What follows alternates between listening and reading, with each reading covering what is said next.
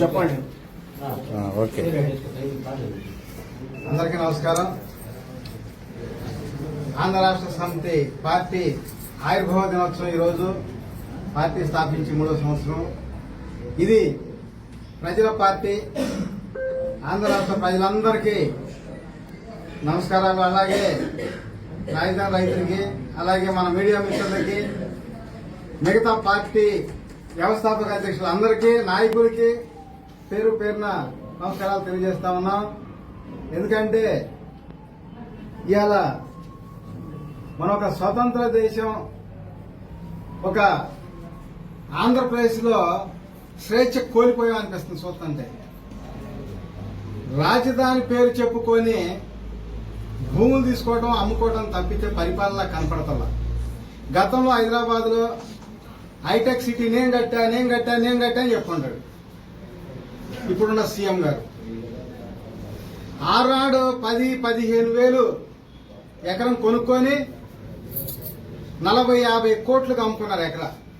అలాగే 2014లో ముక్కు పొడతో సహా ఇంటికి పంపిస్తా, రుణమాఫీ చేస్తా అని చెప్పి ఆయన ఆ విషయం మర్చిపోయి రుణమాఫీ పోయింది గాలిలో. 5 దఫాలు అన్నాడు, 5 లక్షలు అన్నాడు. అది ఇలా అయిపోయింది 5 ముక్కలు.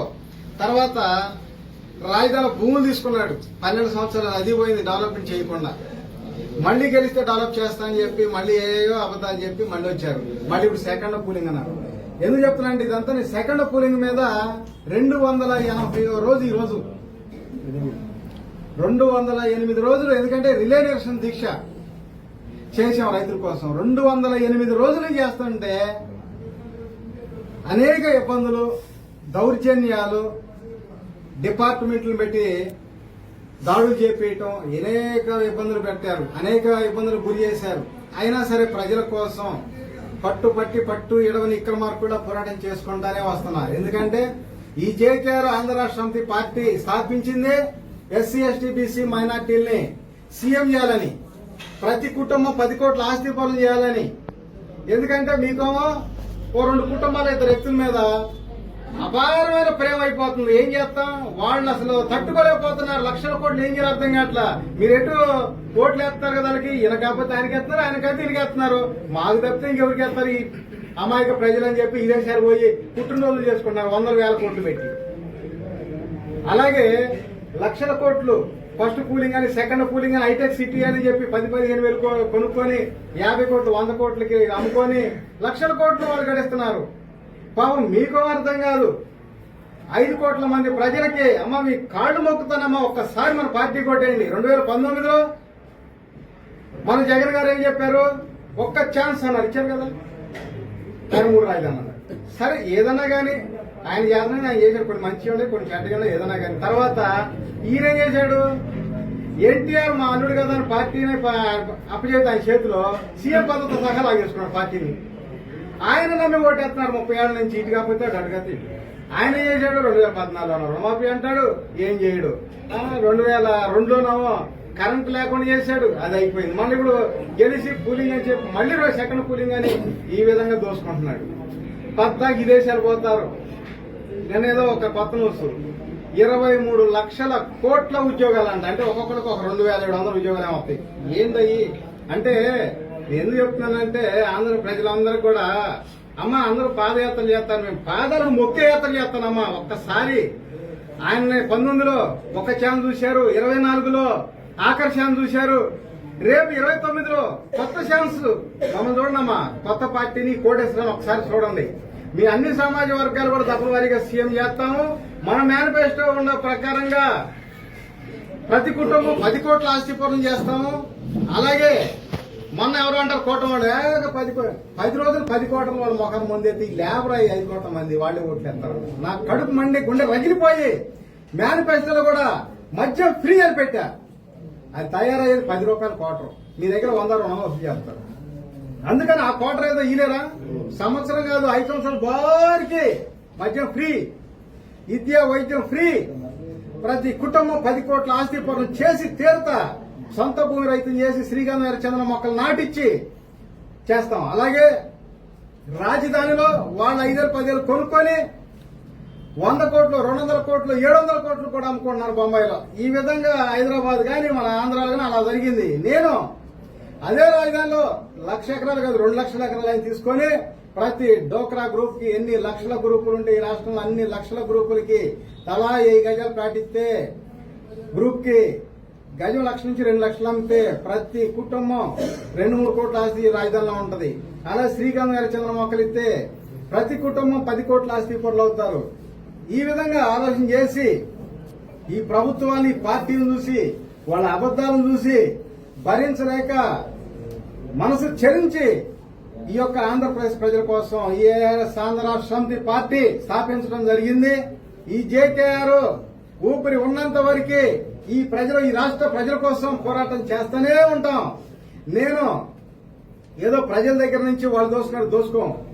కష్టపడి వ్యవసాయం చేసుకొని ఏదో చేతన చిన్న చిన్న వ్యాపారాలు చేసుకొని నేను సంపాదించి ఈ పార్టీ పెట్టి పార్టీ కోసం ఈ ప్రజల కోసం ఖర్చు పెట్టి ముందుకు వస్తా ఉన్నా.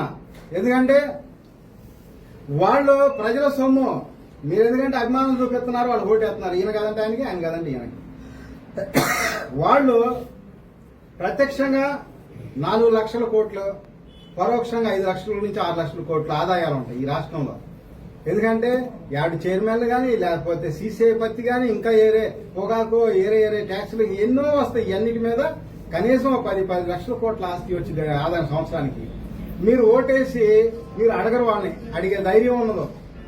వాళ్ళేమో అవినీతి చేస్తారు. విదేశాలు పోయి పుట్టినరోజు చేసుకుంటారు 100,000 కోట్లు ఖర్చు పెట్టి.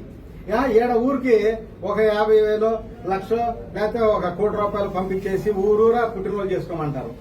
ప్రజల డబ్బులేగా, మీ డబ్బులే కదా వాళ్ళయ్యా. నేను అందుకనే చెప్తున్నా, ఈ అభిమానం వేరు. అభిమానం ఉంటే పుట్టలు పెట్టుకుని పూజించుకోండి. ఓటు వేరు. ఓటు అనేది భావితరాల భవిష్యత్తు. భావితరాలు అంటే ఎవరో కదమ్మా, మీ పిల్లలు. నా కోసం కాదు, మీకోసం, మీ బిడ్డల కోసం, మీ బిడ్డ భవిష్యత్తు కోసం ఆంధ్ర రాష్ట్ర సమితి పార్టీ ఓటేనమ్మా.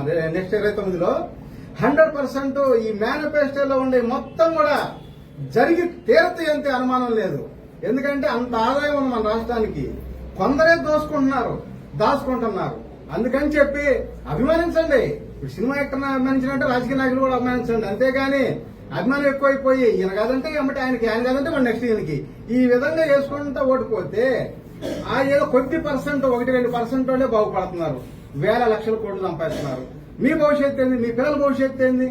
అందుకని మన ఆంధ్ర రాష్ట్ర సమితి పార్టీకి ఓటేసి గెలిపిమని చెప్పి నేను మీ ఈ రాష్ట్రంలో 5 కోట్ల మంది ప్రజలందరికీ కూడా పాదాలకి మొక్కి మరీ నేను నమస్కారం పెట్టి దండం పెట్టి మరీ ఏడుకుంటున్నానమ్మా. ఓటు వేయండి అయ్యా, మీ భవిష్యత్తు మారిద్ది, మీ బిడ్డ భవిష్యత్తు మారిద్ది. ఎందుకంటే ఎన్నో ఉన్నాయి. ఇంకా నెక్స్ట్ ప్రతి ప్రెస్ మీట్ లో కూడా ఒకటి చెప్తా, ఇన్ని రకాల ఆవేదనలు ఉన్నాయి, ఇన్ని రకాల నష్టపోతున్నారు మీరు. ఎస్సీ, ఎస్టీ, బీసీ మైనార్టీలు అందరూ కూడా డబ్బుల వారీగా సీఎం పదవి ఇస్తాం. ప్రతి కుటుంబం 10 కోట్ల ఆస్తి పనులు ఇద్ది. జనం ముందు వచ్చి జనంలోనే మాట్లాడి ఏం చేసినా కూడా జనం ముందే చేయాలి. మీరు మనం పోయి సొక్కా పట్టుకుని పని చేయించుకునే వాడికి ఓటేయాలి. వాడు గన్ను పెట్టుకుని కూర్చునే వాడికి ఓటైతే గన్నుతో కాల్ చేస్తాడు దగ్గర కూడా అని ఆలోచన చేయండి. నేను గతంలో కూడా చెప్పా, ఇంటికి వచ్చి పని చేసేవాడికి ఓటేయాలమ్మా. మనం కనుక ఇట్లా ఓటేస్తే ఖచ్చితంగా వాళ్ళు బెదిరిస్తారు. ఆ 4 రోజులు ఓటేసుకుంటా బుజ్జగిస్తారు అన్ని చేస్తారు. ఆ తర్వాత మా పార్టీ వీరూరు అంటారు అంతే. కాల్ చేస్తాను గన్ను పట్టుకుంటారు ఇక అంతే. ఎవరు దగ్గర కూడా నేను.